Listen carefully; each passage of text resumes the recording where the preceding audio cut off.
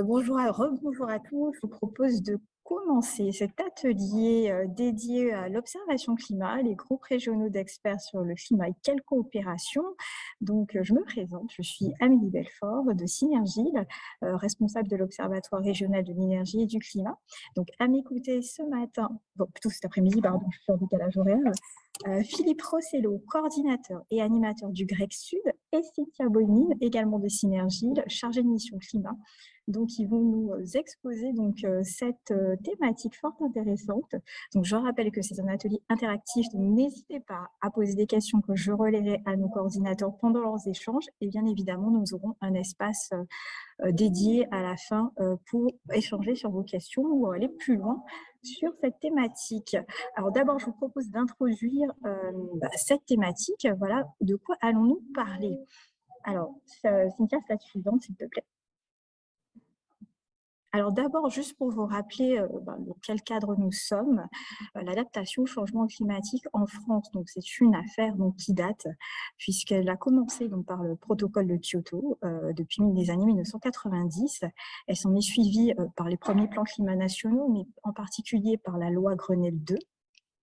Ensuite par la loi sur la transition énergétique, et aujourd'hui nous sommes au deuxième plan national sur l'adaptation au changement climatique. Donc ce sont des éléments qui sont actifs et proactifs et qu'il faut faire vivre dans le temps. Slide suivante.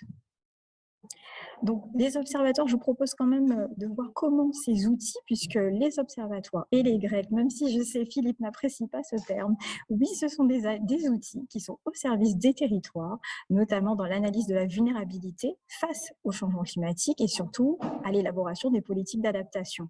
Alors, pour ce faire, j'apprécie beaucoup ce schéma qui reprend beaucoup l'approche que nous menons tous ensemble, donc sur les différentes approches. Alors, l'approche top, je commencerai par l'approche bottom-up, qui est plutôt une approche portée par les observatoires, donc qui part de ces indicateurs territoriaux et notamment cette connaissance du terrain et sur des données qui sont plutôt passées et présentes. Autre approche pour laquelle les Grecs sont plutôt porteurs, c'est l'approche top-down, où là, l'intérêt, c'est de connaître le global et avoir une vision prospective, puisqu'on parle souvent de futur. Et l'assemblage de ces deux actions peuvent nous permettre, et si on y arrive ensemble aujourd'hui, et je l'espère, à participer et à aider les politiques d'adaptation. Slide suivante. Alors, pour terminer ce tour de table, rappelez qu'il n'y a évidemment pas que les Grecs et pas que les observatoires. Les territoires disposent de nombreux outils, notamment sur les états des lieux, sur les données notamment passées, les bilans carbone, les cadastres des émissions, les diagnostics territoriaux, mais aussi d'évaluation et d'aide à la décision, dont les observatoires en font partie. Aussi des démarches Tergi, Terristory ou des centres de ressources comme celui qui vient de sortir sur l'adaptation au changement climatique, et des démarches plus prospectives comme le GIEC, les Grecs, et aussi des projections climatiques et des études prospectives moins collaboratives. Slide suivante. Donc pour échanger ensemble aujourd'hui, donc je laisserai d'abord la parole à Cynthia Boynine qui nous présentera les observations, l'observatoire climat territorial comme il est mené en Guadeloupe. Et ça nous permettra de faire peut-être des passerelles avec vous et d'échanger avec vous sur vos actions territoriales. Voilà, qu'est-ce qui se passe dans vos territoires, ce que vous pensez de nos méthodes, comment vous menez ces actions chez vous. Ensuite, Philippe nous fera l'honneur de présenter les groupes régionaux sur les experts sur le climat, et en particulier celui du GREC Sud. Et nous échangerons ensemble sur les pistes de collaboration possibles entre nos différents outils. Je laisse donc la parole à Cynthia. Merci beaucoup, Amélie. Alors, du coup, moi, je vais vous parler de l'Observatoire climat, mais plutôt celle de la Guadeloupe, puisque je suis un peu plus à l'aise sur celle de la Guadeloupe. Alors, si ma slide veut bien passer. Alors, qu'est-ce qu'un observatoire? Donc, avec l'ensemble des observatoires de la Guadeloupe, on a essayé de définir qu'est-ce que c'était un observatoire. Donc, pour nous, c'est un outil partenarial, qu'il soit public ou privé, qui va centraliser de la donnée, qui va les analyser et qui va assurer la diffusion. Les observatoires peuvent collecter cette donnée, la mesurer, ou elle peut être issue d'études spécifiques.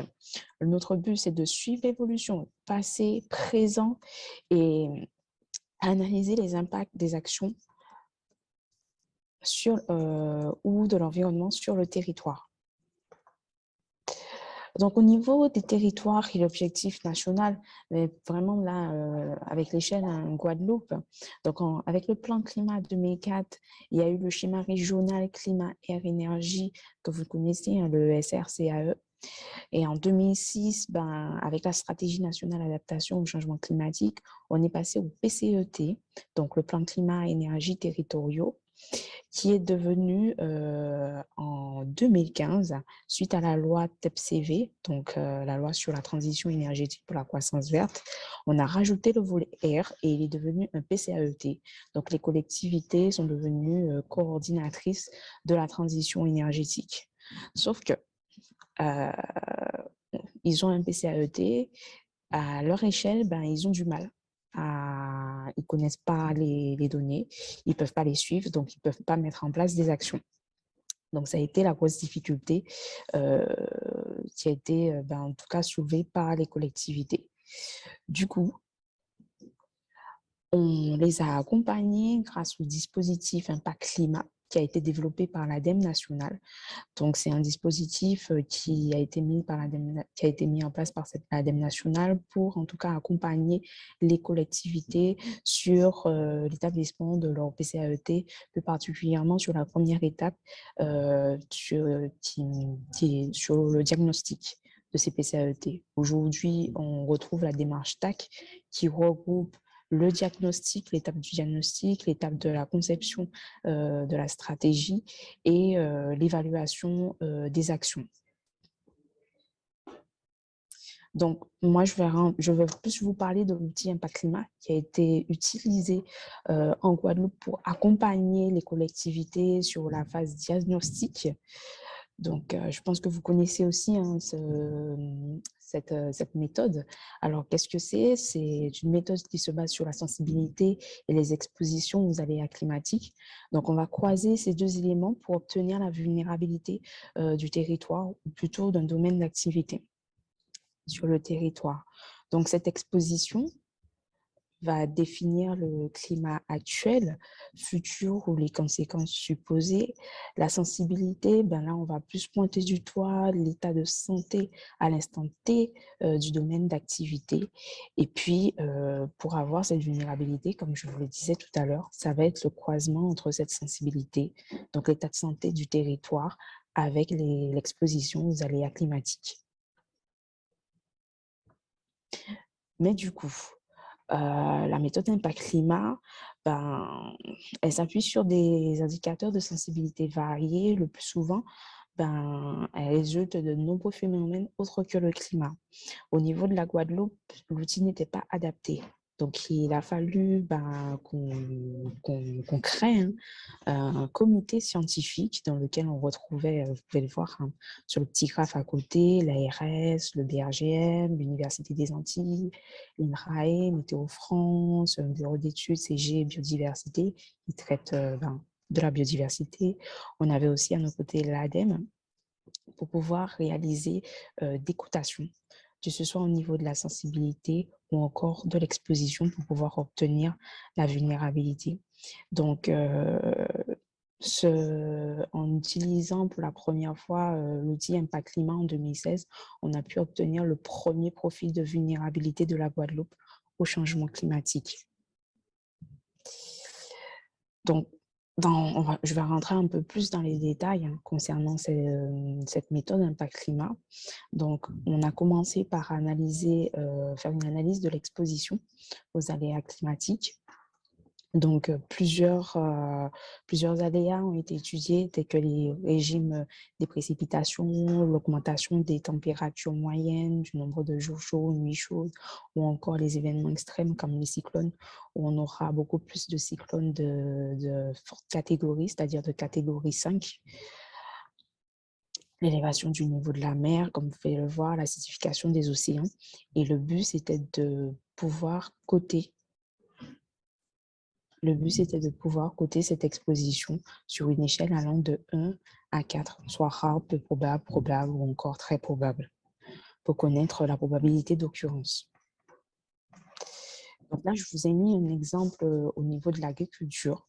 avec ce profil d'exposition. Donc, vous pouvez voir sur cette carte de la Guadeloupe, où nous avons la Guadeloupe et Marie-Galante, la petite terre toute ronde, où on constate en fait que les températures seront très élevées au niveau de la Grande Terre et surtout au niveau de la côte Sauvant et au milieu de la Guadeloupe qui concentre en tout cas l'activité industrielle du territoire. Au niveau de l'analyse de la sensibilité, donc le but, c'est de, comme je vous le disais tout à l'heure, c'est de connaître l'état de santé du domaine d'activité à l'instant T. Donc, il y a les facteurs qui ont été étudiés, qui sont sur le milieu, la population ou encore les activités économiques. Plusieurs domaines sont ressortis, plusieurs domaines d'activité, tels que la ressource en eau, la biodiversité, l'aménagement du territoire, le tourisme, la pêche, l'économie. Et on a pu cibler 14 indicateurs que nous parlerons, soit des personnes âgées de plus de 75 ans, la superficie des mangroves ou encore l'état de santé des coraux. Ce sont des indicateurs comme ceux-là qu'on a pu étudier la sensibilité. Donc, comme je vous le disais, toujours sur une échelle de 1 à 4, le comité scientifique a coté l'état de santé de ces indicateurs, donc négligeable, mineur, modéré ou encore majeur. Donc, tout ça pour définir en fait la vulnérabilité de ces différents secteurs aux aléas climatiques. Donc, on a, de manière grossière, classé la vulnérabilité de ces différents domaines d'activité sur cette matrice qui en fait va montrer si ce domaine d'activité présente des risques limités, modérés, significatifs ou encore critiques. Donc là, je vous ai mis aussi un exemple, toujours au niveau du milieu dans le domaine de l'agriculture. Donc, face aux températures élevées, on constate que l'agriculture sera beaucoup plus vulnérable sur toute la Grande Terre, donc toute la partie que vous voyez en jaune, sur Marie-Galante, qui fait beaucoup de canne à sucre. On peut le voir aussi sur le nord Basse-Terre, où là aussi on a de la canne à sucre. Le nord Grande Terre, c'est plutôt du maraîchage. Donc là aussi, les agriculteurs, ils doivent se poser la question, est-ce que demain, il n'y aura pas à se dire qu'il faudra changer de type de culture? Donc, du coup, là, je vous ai mis un exemple d'indicateur qui est un peu plus parlant. Donc là, je vais vous parler plus de la superficie des forêts marécageuses. Donc, comme vous pouvez le voir, c'est vraiment les spécificités au niveau de la Guadeloupe. Donc là, les forêts marécageuses. Donc, en rouge, vous avez vraiment les forêts marécageuses qui protègent en fait toute la zone littorale de la Guadeloupe. Donc aujourd'hui, on retrouve à peu près 7000 hectares de forêts marécageuses. Ce milieu est peu perturbé. C'est un capital pour les corridors écologiques. Donc, c'est un milieu qui est très important pour la Guadeloupe par rapport aux submersions marines et puis par rapport au risque aussi de tsunami. Donc là, l'expert aujourd'hui on veut dire l'expert qu'il a posé pour en tout cas évaluer la sensibilité des forêts marécageuses, il l'a classé à l'échelle modérée, puisque aujourd'hui on compte de grandes surfaces de forêts marécageuses aux petites Antilles. On peut ajouter quelques peuplements ponctuels trop petits pour être cartographiés, selon ses dires, et les superficies régressent partout ou bien se dégagent par morcellement et mitage, surtout du côté de la bordure en amont, en conflit avec les activités anthropiques, pâturage, culture, aménagement urbain ou périurbain. Donc, pour lui, la sensibilité de ce milieu est moyenne, donc il a classé en modéré. au niveau de l'exposition des forêts marécageuses, donc exposées à des températures élevées ou à un renforcement du contraste saisonnier des pluies ou à des événements extrêmes comme les cyclones, ben, là, l'exposition est peu probable puisque la température, la disponibilité en eau conditionne directement la physiologie et la biologie des végétaux. Donc là, ça ne va pas trop déstabiliser le milieu.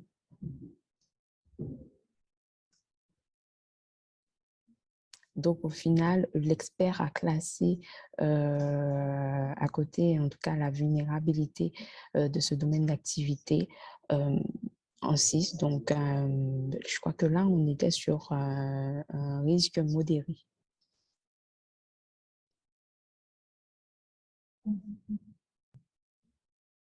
Alors, pour bien comprendre, Cynthia, pour nos amis qui découvrent cette méthode, alors juste peut-être rappeler pourquoi, du coup, il y a une adaptation qui n'a pas pu être faite pour la Guadeloupe.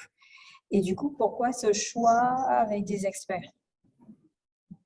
Alors, pourquoi ce choix avec des experts et pourquoi ça n'a pas dû être fait pour la Guadeloupe? L'outil, en fait, il n'était pas du tout adapté au territoire.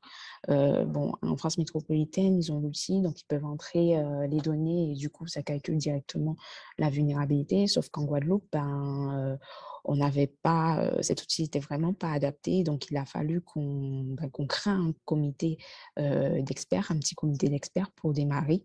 Et on s'est dit, bon, on va partir aussi, mais vraiment à l'échelle vraiment artisanale sur cette cotation. On va observer les différents domaines d'activité, on va regarder leur état de santé, on va regarder par rapport aux aléas climatiques qui sont connus au niveau de la Caraïbe, quelles seront leurs vulnérabilités au changement climatique.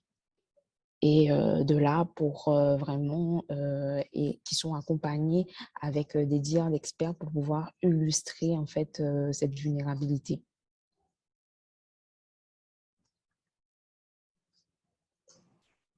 Merci, Cynthia. Du coup, on te laisse poursuivre. N'hésitez pas, si vous avez des questions, c'est le moment, pendant qu'on est sous l'outil, pour ne pas revenir sur des slides après, n'hésitez pas à en poser en direct.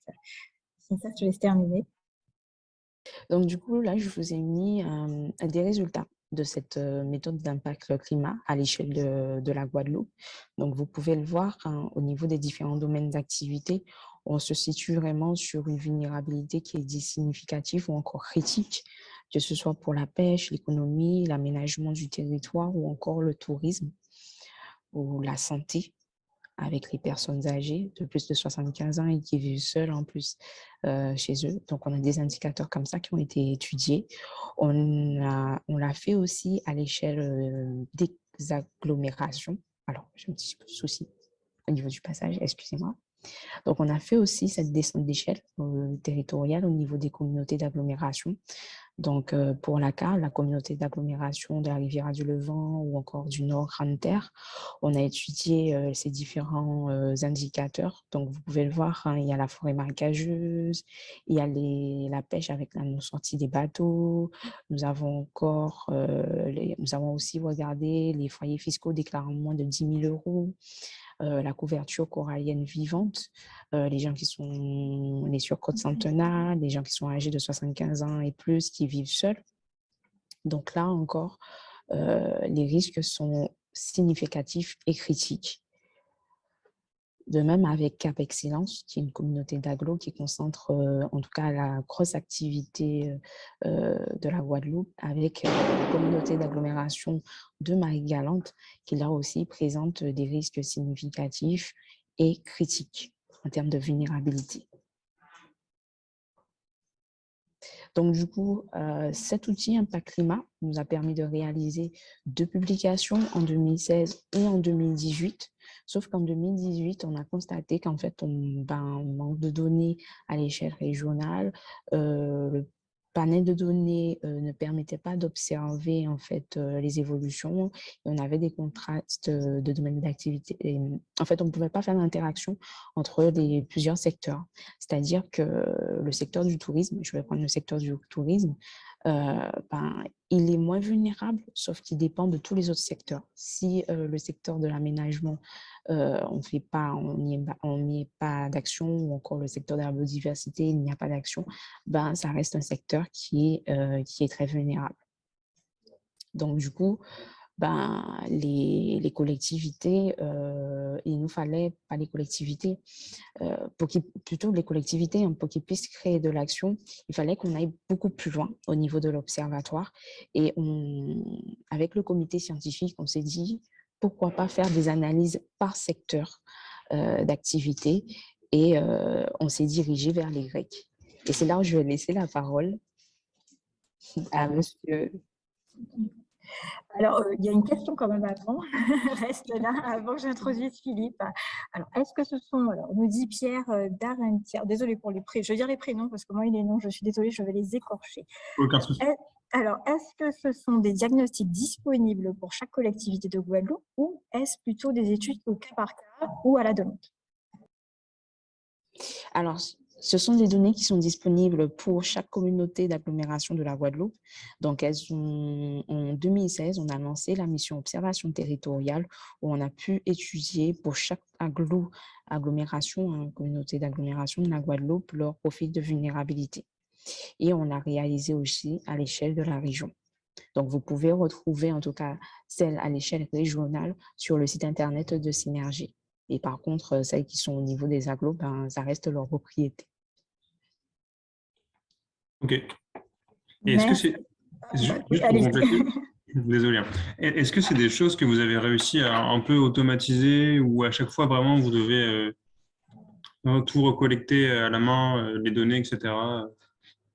Non, on n'a pas réussi à automatiser. C'est vraiment des choses on fait à la main. C'est pour ça qu'en fait, on est passé carrément vers les Grecs. On s'est tourné plutôt sur cette mission-là, puisqu'en fait, avec cet outil Impact Climat, OK, on regarde, on sait aujourd'hui la vulnérabilité, mais après, on ne peut pas aller plus loin.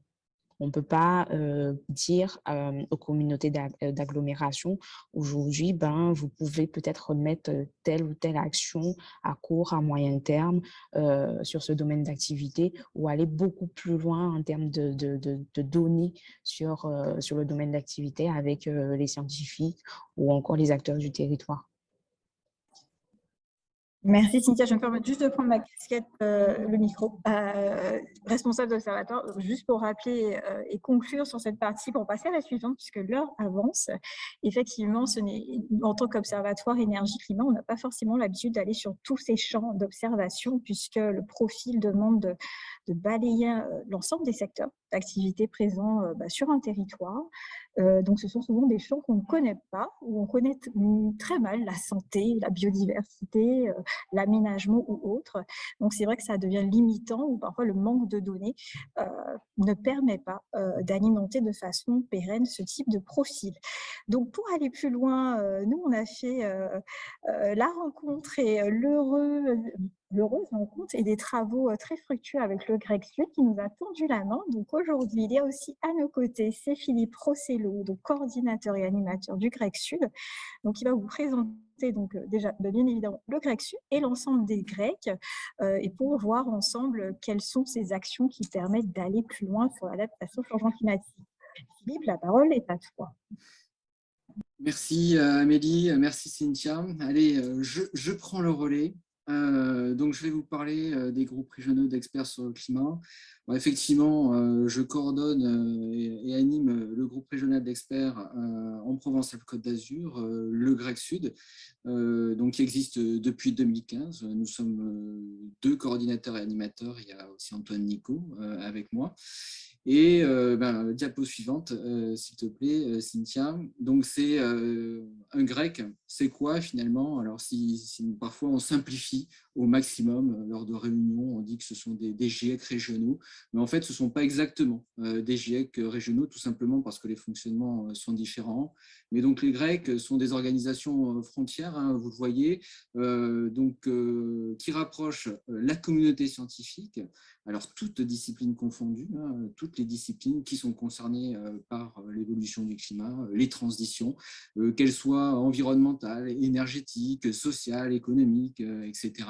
Donc on rapproche la sphère scientifique des acteurs socio-économiques et inversement. Alors c'est important aussi ça de dire inversement parce qu'il y a bien ces données qui sont transférées, alors qui sont transférées mais qui ne sont pas simplement transférées, elles sont décryptées pour les rendre accessibles très rapidement, mais aussi en échange, nous, au niveau du Grec Sud et la communauté scientifique s'enrichit aussi des connaissances sur le terrain, la connaissance des acteurs socio-économiques, et donc c'est à double sens, hein. Et ça veut dire aussi que en fonction des besoins, et j'y reviendrai tout à l'heure, des acteurs socio-économiques, ces besoins-là peuvent orienter aussi la recherche. Donc, on est sur ces évolutions les plus récentes, hein, et donc sur ces connaissances scientifiques les plus récentes. Et pourquoi on travaille là-dessus, hein, c'est pour essayer d'accélérer la transition écologique face au changement climatique. On a peu de temps devant nous pour agir. Vous l'avez probablement entendu hein, dans le dernier rapport du GIEC qui est paru ces derniers jours. Eh bien, on n'a plus que 3 ans pour agir de manière efficace pour pouvoir atteindre ces objectifs de la COP21 qui sont de ne pas dépasser les 2 degrés Celsius à la fin du siècle, hein, ou 1,5 degré Celsius, encore mieux, car chaque dixième de degré compte. Donc, pour aborder cette problématique du changement climatique, comme je le disais tout à l'heure, quand je disais toute discipline confondue, c'est-à-dire qu'on a une approche très transversale et très systémique, et on a des centaines de scientifiques, en fait, à travers nos différents groupes hein, régionaux qui sont mobilisés pour contribuer à des publications, des sessions de sensibilisation, des événements, des comités techniques, etc. Diapo suivante. Merci. Alors, des objectifs communs de ces Grecs, donc c'est de valoriser les connaissances, de contribuer à des initiatives et d'enrichir les réseaux, alors par la médiation scientifique, hein, c'est mobiliser, c'est sensibiliser par l'innovation les collectivités, les élus, les décideurs, enfin, en réalité, tous les publics en fonction des demandes, en fonction des besoins, mais aussi d'éclairer les décisions en matière de stratégie, bien sûr, d'adaptation au changement climatique, d'atténuation des émissions de gaz à effet de serre, mais aussi d'action locale, de réorganisation territoriale. Et quand je dis toutes disciplines confondues pour les scientifiques, ça veut dire que l'on traite tous les thèmes connexes aux transitions, c'est-à-dire climat, biodiversité, ressources en eau, mer littorale, je ne vais pas tout dire, montagne, agriculture, etc. Diapo suivante. Alors, voilà les Grecs existants. Donc, il y a des Grecs qui existent maintenant depuis plusieurs années et d'autres qui sont en train d'héberger. Donc, on peut dire que ça reste des initiatives encore récentes. Hein. Donc, on a par exemple Ouranos Aura en Auvergne-Rhône-Alpes, on a RECO en Occitanie, on a Climatera en Nouvelle-Aquitaine, et puis le grec francilien, etc. Vous voyez sur la carte, et bien sûr, on a aussi le grec Guadeloupe qui est représenté par Amélie et Cynthia.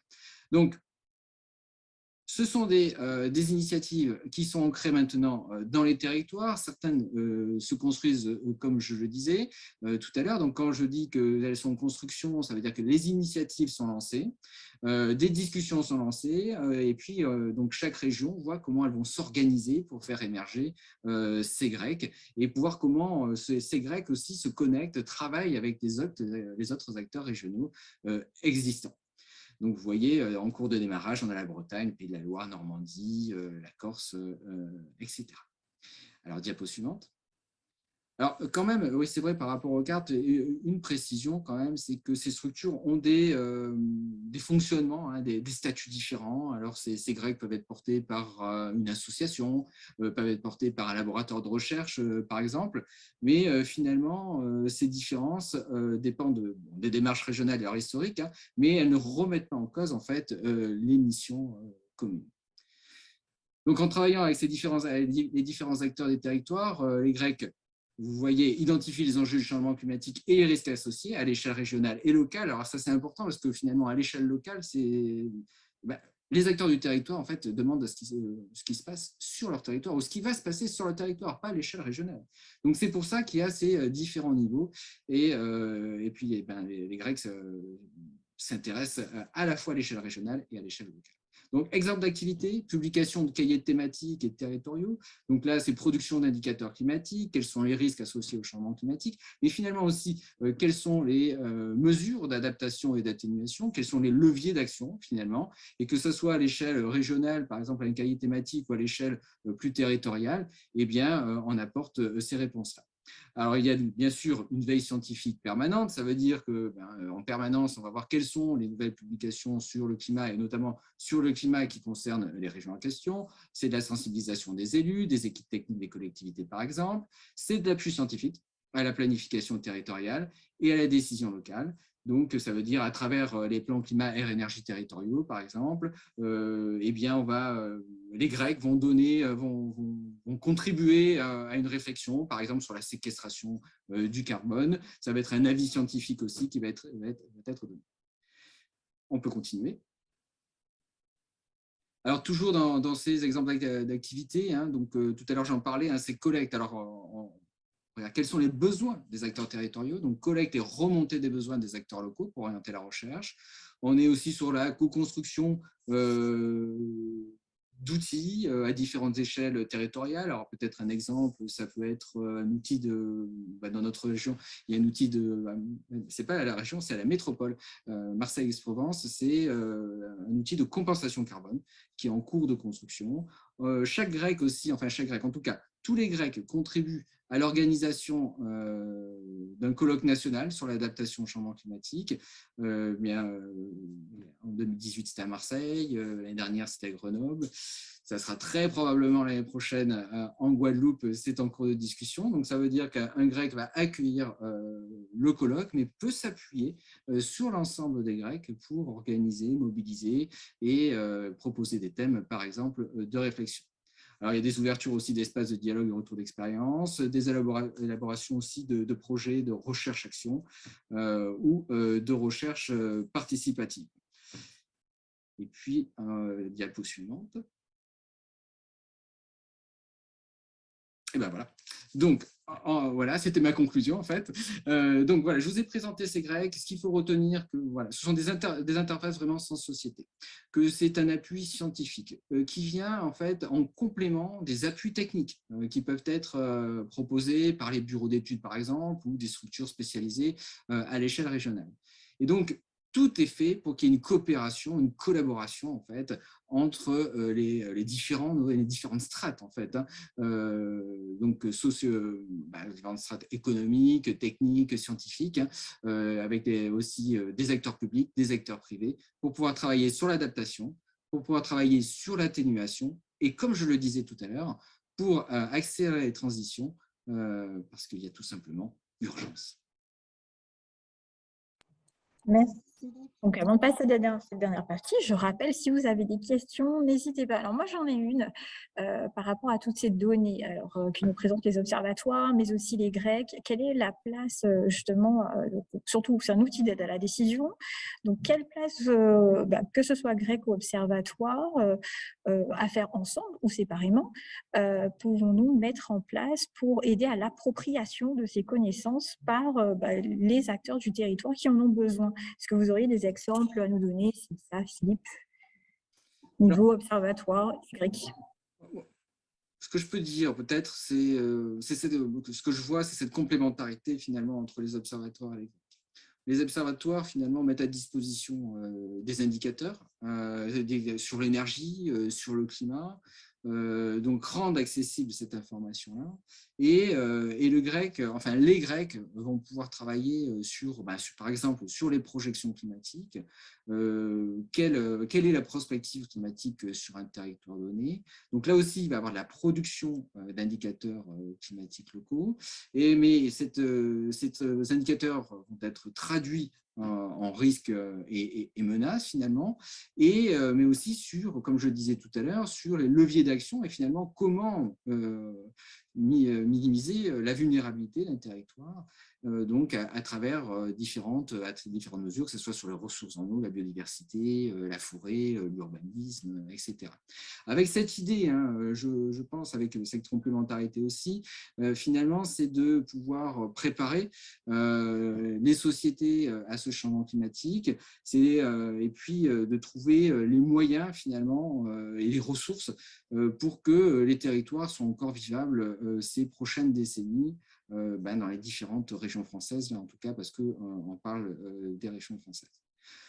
Voilà, mais peut-être, et moi j'aimerais bien qu'il y ait des réactions, des questions sur cette complémentarité. Est-ce qu'elle semble évidente finalement pour tout le monde? Est-ce qu'au contraire, ce reste des blocs très séparés, et ce qui serait probablement dommage, on peut en débattre.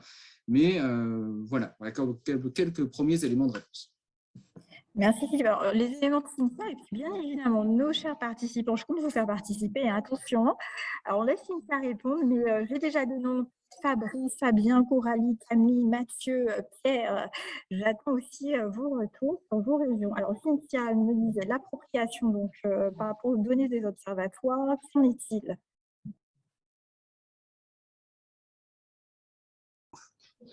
Alors, au niveau des observatoires, au niveau d'appropriation de ces données, donc nous, on réalise des publications.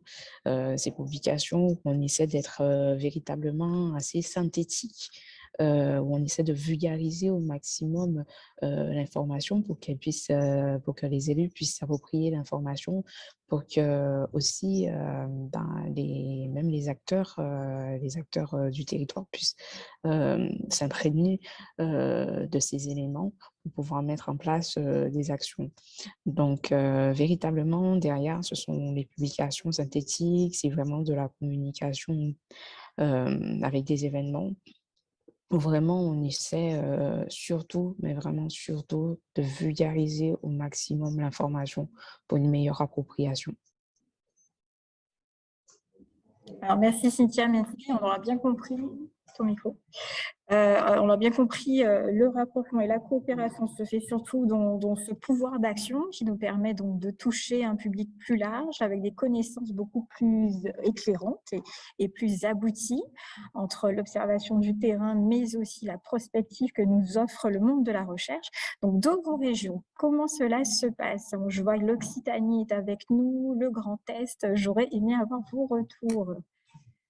Ne soyez pas timide, si vous voulez écrire, je relis ce que vous mettez sur les chats, ou sinon, vous prenez la parole, bien évidemment, vous êtes libre de le faire. Bonjour, Gaëlle Luneau en Occitanie. Bonjour Gaëlle. Moi, je veux bien prendre la parole. Aujourd'hui, on n'a pas encore de lien avec le RECO, mais ça ne saurait tarder puisque on a une rencontre qui est bientôt prévue. Donc, ça m'apporte déjà plein d'éléments sur les travaux qu'on va pouvoir faire ensemble. Et c'est vraiment l'objectif qu'on a en Occitanie, de réfléchir à la manière dont on peut travailler ensemble et de manière complémentaire dans l'objectif, bien sûr, d'aider les territoires.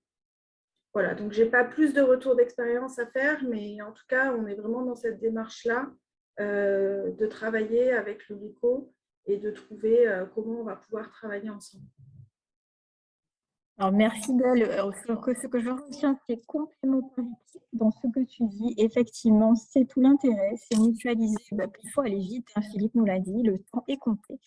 Le RECO n'est pas avec nous, c'est pas grave. Est-ce que l'Île-de-France, le Grand Est, vous auriez également des retours d'expérience ou des attentes par rapport à ces échanges à venir? Alors, soyez pas timide, ça reste un atelier, s'il vous plaît. Oui, du coup, pour le Grand Est, merci déjà beaucoup pour cette présentation et ces informations. Nous, on n'est pas encore tellement mobilisés sur la thématique adaptation, atténuation et expert climat.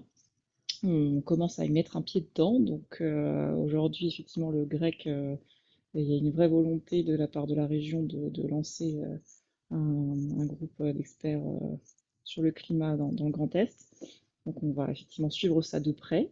Et j'étais assez intéressée par ce qui s'est passé là du coup avec cartographie impact climat que vous avez mis en place sur la Guadeloupe. Je ne connaissais pas la démarche. Donc ça me donne effectivement des idées sur des choses qu'on pourrait mettre en place aussi dans l'Observatoire du Grand Est. Aujourd'hui, on ne fait que diffuser des informations qui sont de Météo France ou d'autres acteurs. Mais c'est vrai que c'est trop large et pas encore adapté au territoire. Et il y a une vraie attente sur les territoires pour savoir ce qui se passe vraiment concrètement sur leur territoire. Merci. Donc, du coup, je retiens le Grand Est, besoin de territorialisation de la donnée, aller plus loin. Alors, l'Île-de-France, j'ai entendu personne. Je cite Nathalie qui est dans la salle, la même salle que nous. Est-ce que tu as quelque chose à nous dire? Non, elle au fait non. Oh, pardon. Non, alors ton micro ne fonctionne pas, malheureusement. Alors, Île-de-France, je vois Clarisse.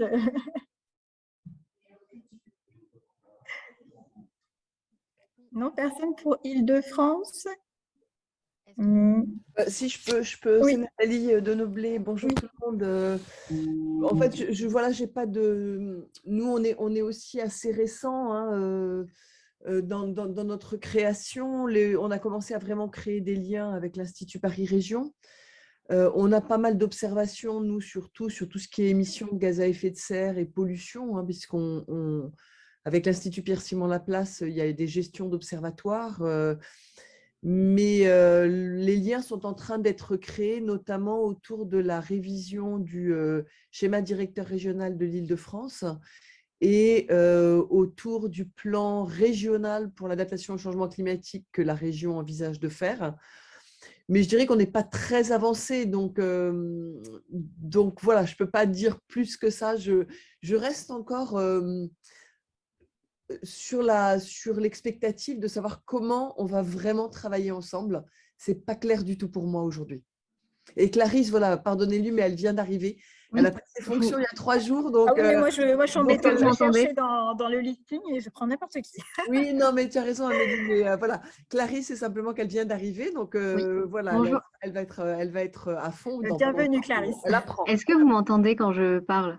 Oui, on t'entend. D'accord, parce que j'ai essayé de parler tout à l'heure et ça ne marchait pas. Donc, excuse-moi, Clarisse, vas-y. Non, il y a aucun problème. J'allais dire un peu la même chose que toi, Nathalie, et pour me présenter aussi. Donc, voilà, je suis arrivée il y a quelques jours en tant que chargée de projet du GREC Île-de-France.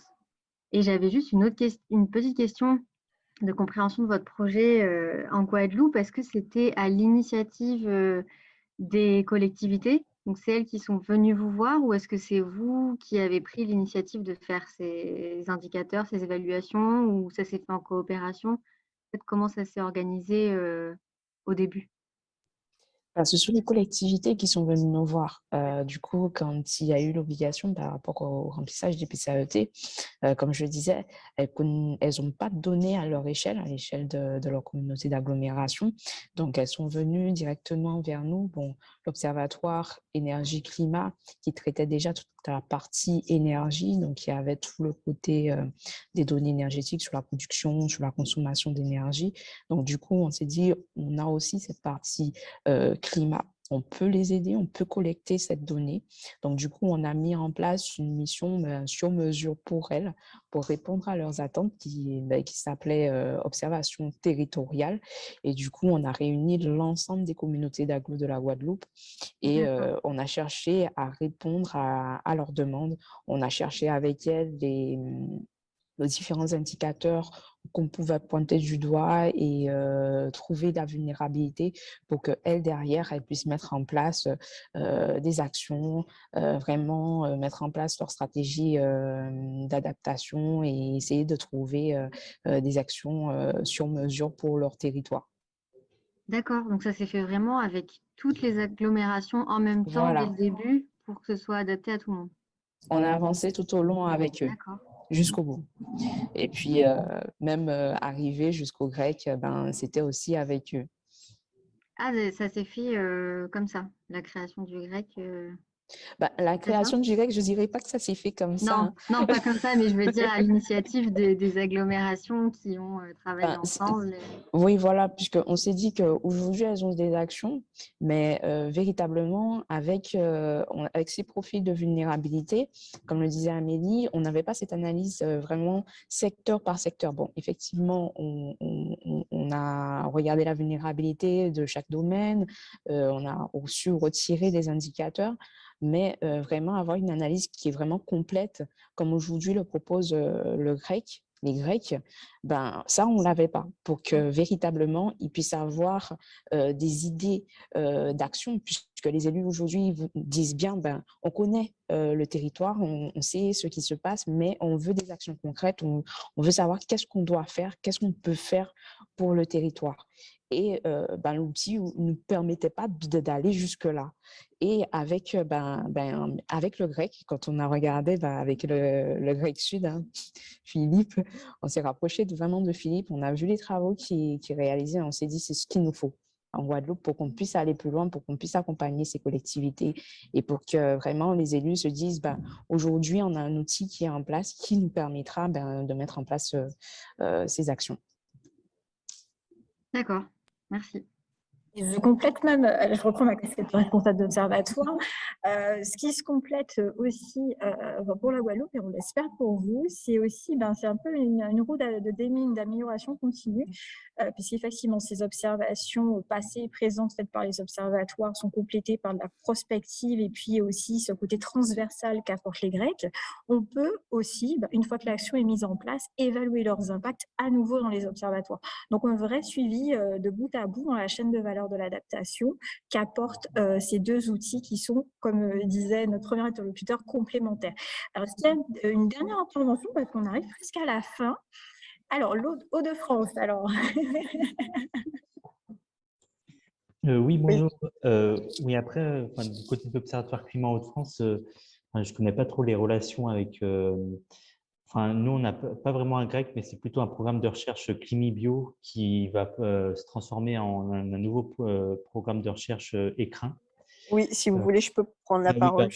Je sais pas qui parle, je suis désolée, sur mon téléphone. Donc, je suis Coralie Schumacher, en fait, donc je suis coporteuse du prochain projet écrin. Donc, oui, ce qu'on a commencé, en fait, au niveau des Hauts-de-France, à l'époque, c'était Nord-Pas-de-Calais, il y a eu un collectif d'experts, donc un collectif de chercheurs sur différentes thématiques, et en fait, avec une mission d'appui de la région qui s'est arrêtée, et en fait, on a quand même continué à faire cette démarche qui se rapproche à un GREC, on va dire, dans le cadre d'un projet qui s'appelait Climibio, qui est un contrat de plan État-région.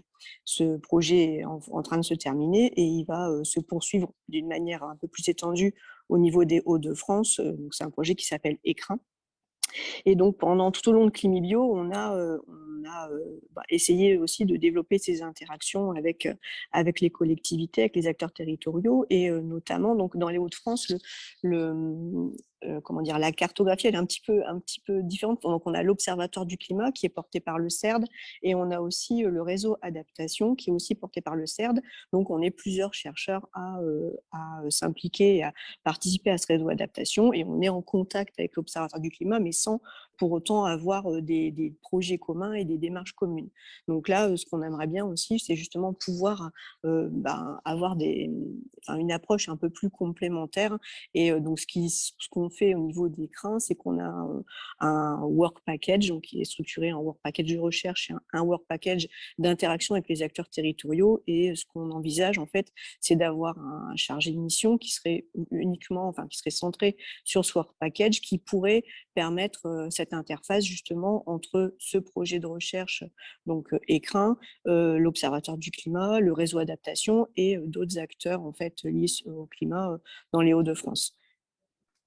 Je ne sais pas si ça répond à comment on est structuré en Hauts-de-France ou si ça amène d'autres questions.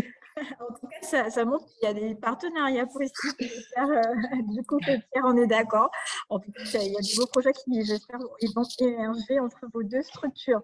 Alors, il y a une question qui vient d'apparaître, c'est la dernière, malheureusement, que je peux prendre. Alors, je vais essayer de la lire rapidement. Alors, de Mathieu.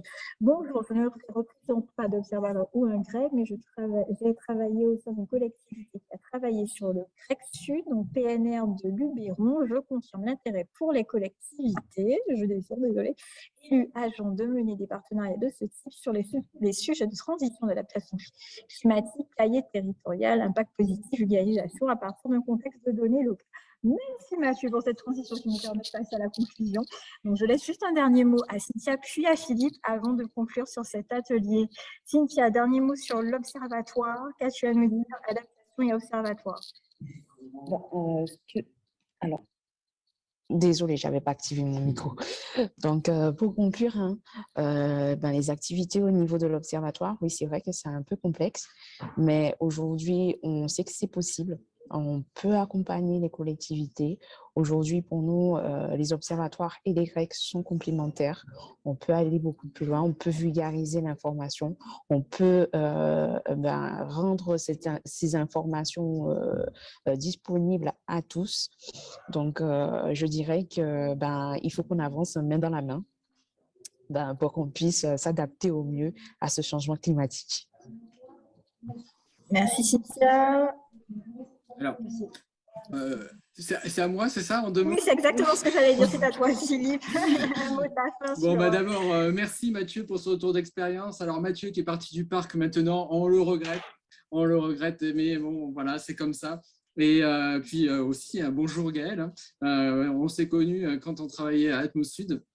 Et donc, moi, ce que je dirais, en conclusion, je vais rebondir un petit peu sur les propos de Nathalie Denoblé. C'est vrai qu'aujourd'hui, c'est difficile de se dire comment on va travailler ensemble. Finalement, les observatoires, les Grecs, mais aussi les autres démarches, initiatives régionales. Alors, il y a cette difficulté-là, c'est un obstacle parce qu'en plus, on est chacun dans nos mondes, dans nos structures, même s'il y a des collaborations et des coopérations. Mais à l'avenir, et rapidement, il faut imaginer des dispositifs régionaux qui soient des dispositifs complémentaires avec l'ensemble des acteurs, hein, chacun dans ses compétences et avec ses connaissances. Et de toute façon, c'est le ministère, à travers l'ONERC, demande à ce que les dispositifs régionaux soient simplifiés ou en tout cas qu'il y ait davantage de visibilité parce qu'au niveau du ministère, finalement, c'est difficile de comprendre ce qui se passe à l'échelle régionale. Qui fait quoi, comment, pourquoi, etc. Donc, à un moment donné, il faut se mettre autour d'une table, il faut regarder quels sont les principaux acteurs et finalement se coordonner pour imaginer un plan d'action collectif, à la fois pour favoriser l'adaptation et l'atténuation. Mais je ne dis pas que ça va être facile, mais en tout cas, cette complémentarité, aujourd'hui, au niveau du Grec Sud, en tout cas, où maintenant on existe depuis 7 ans, on la sent. Mais c'est vrai que aussi les différents observatoires ont des niveaux d'activité différents, que les Grecs Sud ont des niveaux d'activité différents aussi. Mais donc, à un moment donné, il faut tous monter en puissance, monter en compétences pour être opérationnel, pour accélérer cette transition écologique. Merci Philippe. Alors, je conclurai en rappelant les différences fondamentales puisqu'on a la question. Alors, les observatoires, je rappelle, on est sur des données passées et présentes qui permettent d'établir des bilans et de suivre et évaluer nos territoires. Les observatoires issus d'un noyau dur, on va dire, de la recherche, nous permettent d'avoir cette vision prospective, cette interaction entre les domaines d'activité et les secteurs d'activité de nos territoires et d'aller beaucoup plus loin. L'idée étant aujourd'hui, comme on a pu le faire ensemble, d'échanger, de mieux se connaître et aussi de voir quelles seraient les pistes de collaboration pour aller plus loin face à ce défi qui nous attend, avec des temps encore plus contraints que prévu sur l'adaptation au changement climatique. Donc, je suis contrainte, nous sommes contraintes d'arrêter ici nos échanges. Alors, demain, on a un petit after, on va dire, on profite de la rencontre des Grecs que nous réalisons tous ensemble pour inviter quelques observatoires à continuer ces échanges avec nous.